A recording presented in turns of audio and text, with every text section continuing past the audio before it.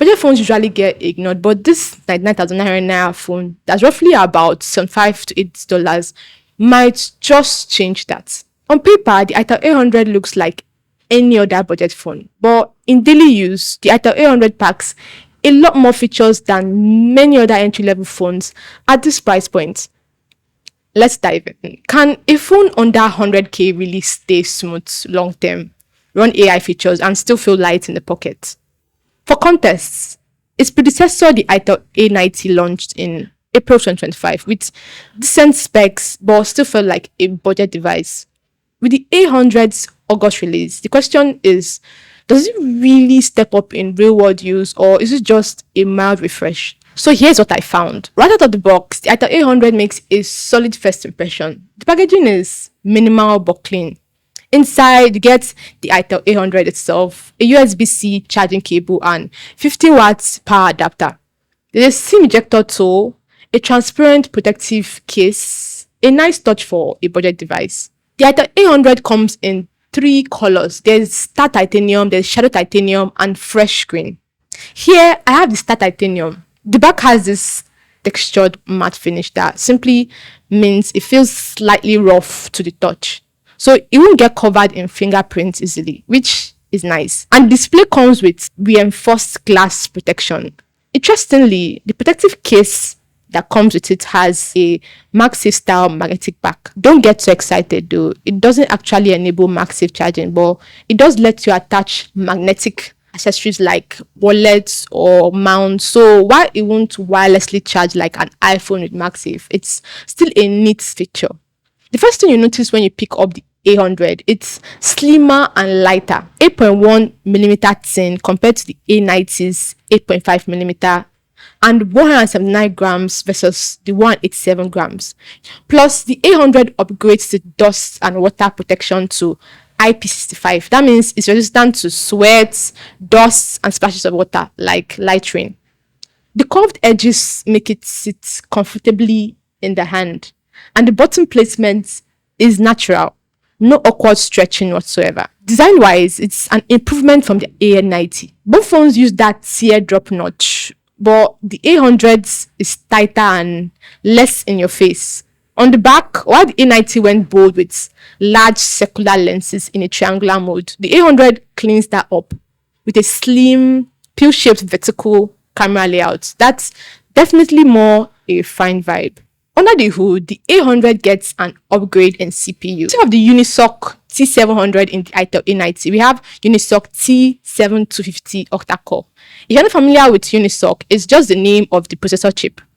What this upgrade means in simple terms is that apps now open faster, multitasking is smoother, and the phone doesn't overheat as much. Software also gets bumped from Android 14 with itel OS 14 to Android 15 with itel OS 15. So UI transitions feel more polished. And the catch, itel promises 4-year fluency, meaning it should stay smooth and responsive for up to 48 months versus the 36 months that was promised with its predecessor, the A90. Of course, numbers are nice, but I was worried a budget device would lag or heat up. itel makes a big deal about the itel's A100 extended RAM of up to 8GB with memory fusion. Now, extended RAM just means the phone borrows some of the storage to act like extra memory, so you can run more apps smoothly. The trade-off though is that you lose a bit of storage space for photos and files. So while apps switch smoother, you lose some storage in the process. Extended RAM does help when you are juggling multiple apps, but it's not a magic fix for gaming.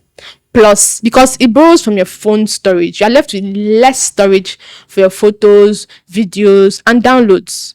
So while it smooths out the experience, you really feel the trade-off if you store a lot of things on your phone. Now let's talk about the parts most budget phones don't want you to see: bloatware. When I first powered up the itel A100, I noticed a bunch of pre-installed apps. Some are useful, but others just sit there eating storage and RAM. The good news is you can uninstall most of them. But out of the box, it does take away from that clean Android 15 experience. Remember, the phone only promises 128GB of storage space, but you get the option to increase that with a memory card if you want to. And while the phone promises extended RAM and better cooling, the real test for me was gaming. Surprisingly, Call of Duty ran smoothly with very minimal stutter. And the biker game felt fluid on the 90 Hz screen, which simply means the screen refreshes 90 times per second. So scrolling and gameplay looks smoother than a normal screen. But when I pushed it, loading up Call of Duty Mobile and even my favorite biker racing game, I started to see the phone's real limits. COD was playable, but you're definitely locked to lower graphics and occasional frame drops. The better game ran better, but long sessions heated the phone a bit. At the end of the day, the itel A100's performance surprised me. Not perfect, but way better than the price tag would suggest. And honestly, it's the fact that I can even attempt Call of Duty on a sub-entry level device. It's cool. The battery cell stays the same, 5000 mAh with 15 watts fast charging. But the new chip is more efficient, giving you an extra hour or two of screen time. My usual TikToks, YouTube scrolling day, I got to bedtime with juice to spare. On a single charge, I comfortably made it through a full day of heavy use. Social media scrolling, gaming sessions, binge watching YouTube, and even a couple of hours on calls. In fact, with moderate use, I was stretching close to 2 full days. Before plugging in 30 minutes, you can still get around 40% battery back, which is enough for many hours of use. Social media, calls, browsing, and even some light gaming. Now to the screen, this is where the upgrade is more than incremental. The A100 brings a 6.75-inch IPS display at 90 Hz compared to the A90's 6.6-inch 90 Hz panel. Sure, it's not full HD, but for the battery life you're getting, the trade-off makes sense. And more importantly, peak brightness jumps to 700 nits. That's just a measurement of how bright the screen gets. 700 nits means it's bright enough to see clearly outdoors and even under sunlight, compared to the A90's 480 nits. The A90 had a 13MP rear camera and a 5MP selfie camera. On paper, the A100 drops down to 8MP on both the rear and front. The A100 camera is very much a budget-friendly shooter. Selfies are okay for quick snaps in good lighting, but indoors or in low lights, grain and noise are obvious. The rear camera is okay. You can capture your food, your friends, or street shots, but don't expect crisp detail or vibrant colors. HDR struggles a bit, so bright skies can get blown out and shadows can look muddy. In short, photos are fine for casual social media or messaging, but don't expect Instagram ready shots without doing some heavy editing or filters. That aside, there are some new and interesting features that made appearances on the itel A100. Shola AI and Ultralink feature. I saw the Shola AI on the itel A100 release video, and I expected it to be a small upgrade from the Evana AI on the A90, but itel made better improvements.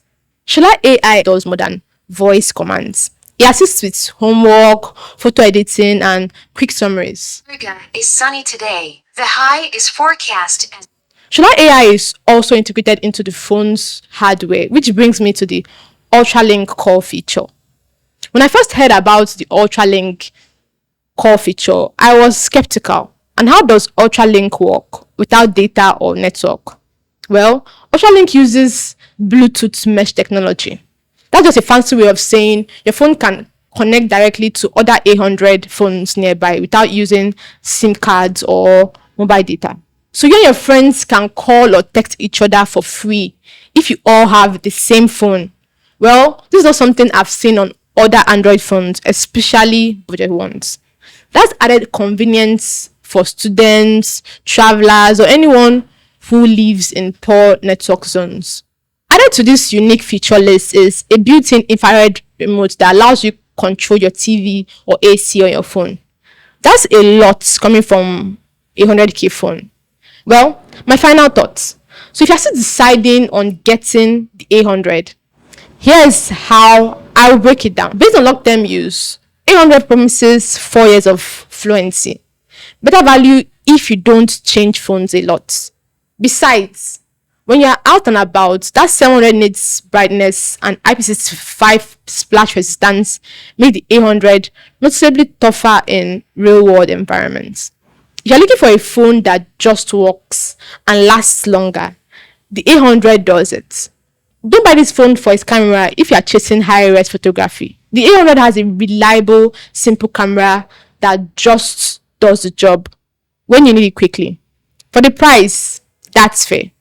But for anyone looking for an entry level phone, especially around that 99,900 mark, for 128 gig plus 8 gig extended RAM, the itel A100 feels like a smarter long-term pick. Now, I want to push this thing further. Can you live a day relying on the Ultralink core feature with zero airtime? If you want to see that experiment, let me know in the comments. If you watched this until now, hit that like button and subscribe so you can see what other devices I test next. See you in the next video.